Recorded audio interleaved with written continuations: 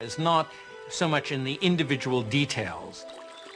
No, it's more the combination of everything. That is, this wonderful sort of orchestrated interplay of different textures and surfaces, of light and space and water playing inside and outside of buildings.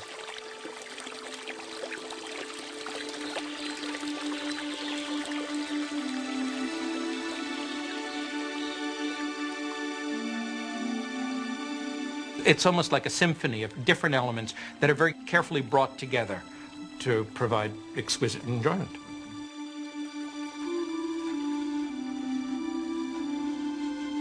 Here, the Muslim elite relished the good life.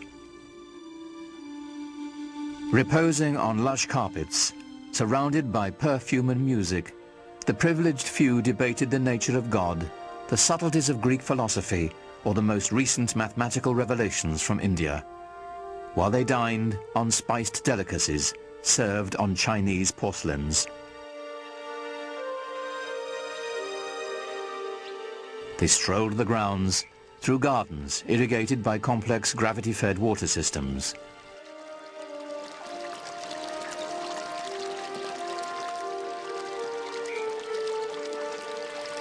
How far Muhammad's followers had come from the life of desert nomads. How distant they felt from the rest of the European continent they now shared. Christian Europe, due north, was struggling on through the Dark Ages.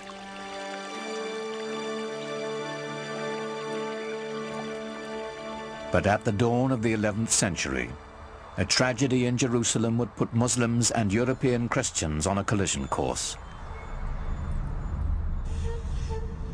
Jerusalem was ruled by an Egyptian caliph, an infamous man named Al-Hakim. Al-Hakim was certainly a deviation from the norm.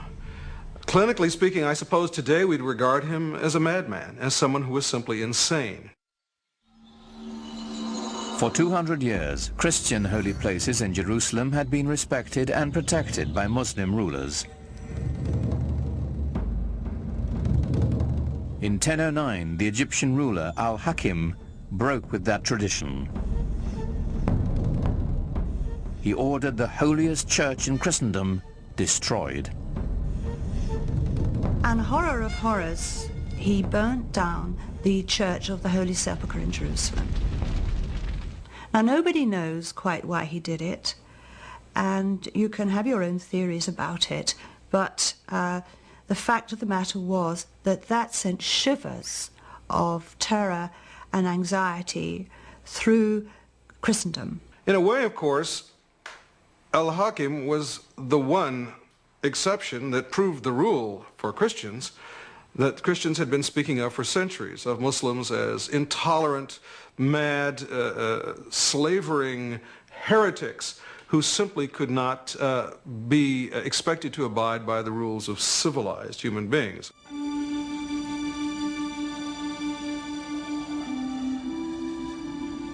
The fact that Al-Hakim's successor rebuilt the Church of the Holy Sepulchre, it was done by 1048 with Byzantine help, didn't cut any ice. There was this perception now that things were not going well in the Holy Land. In Europe, anti-Muslim sentiment simmered. By 1095, it reached the boiling point. Pope Urban II spent most of that year traveling through France, imploring his feudal lords to unite in a campaign of bloodshed. Hasten to exterminate this vile race from the lands of your Eastern brethren, the Pope demanded. Jerusalem is the navel of the world. She cries out to be liberated. Christ himself commands it.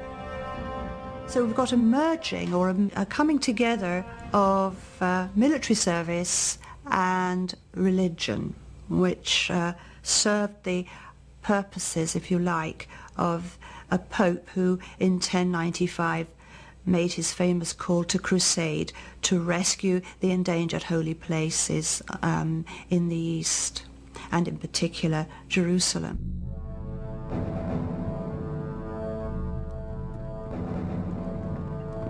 In 1097, Muslim shepherds in Syria caught their first glimpse of a sight that would soon strike terror throughout the Holy Land. When the Crusaders struck, by sheer chance, the Arab Empire was at its most vulnerable, broken into feuding kingdoms and petty dynasties. They couldn't have chosen a better moment, because the Muslim world was in a very fragmented state.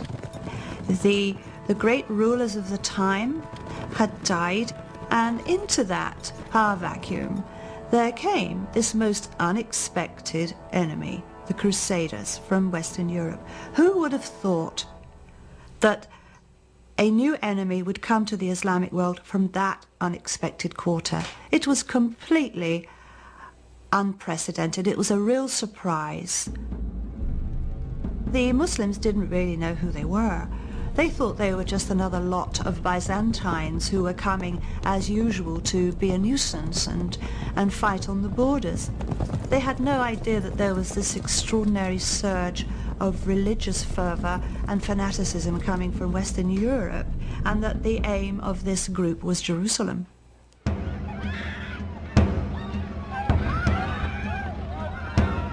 History is haunted by days of incomprehensible horror. Few are darker than July 15th, 1099, when the Crusaders entered Jerusalem.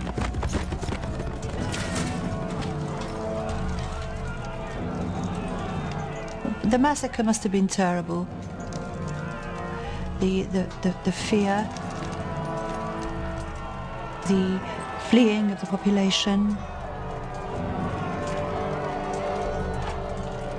It must have been horrendous.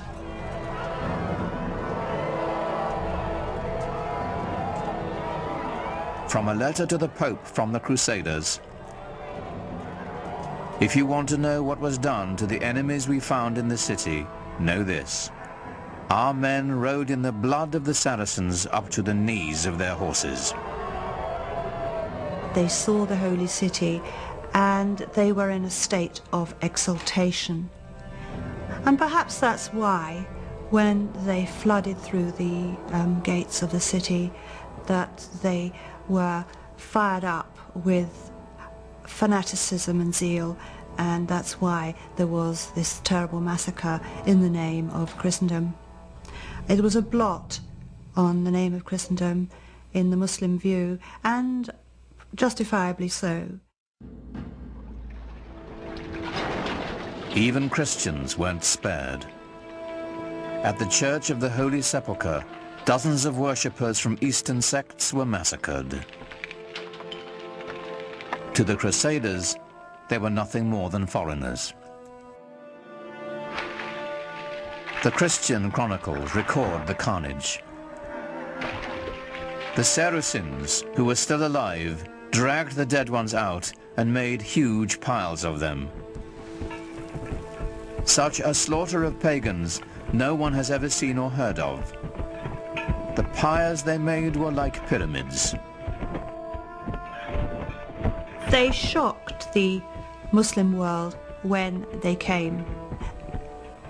There are a number of extremely moving lamentations in poetry which date from that period, and the Arab poets of the time talk about the feelings of anguish and terror which the Crusaders, or the Franks as they're called in the Arab sources, caused the local people, the old women, the young girls, those who are cloistered away in their houses, are trembling with fear.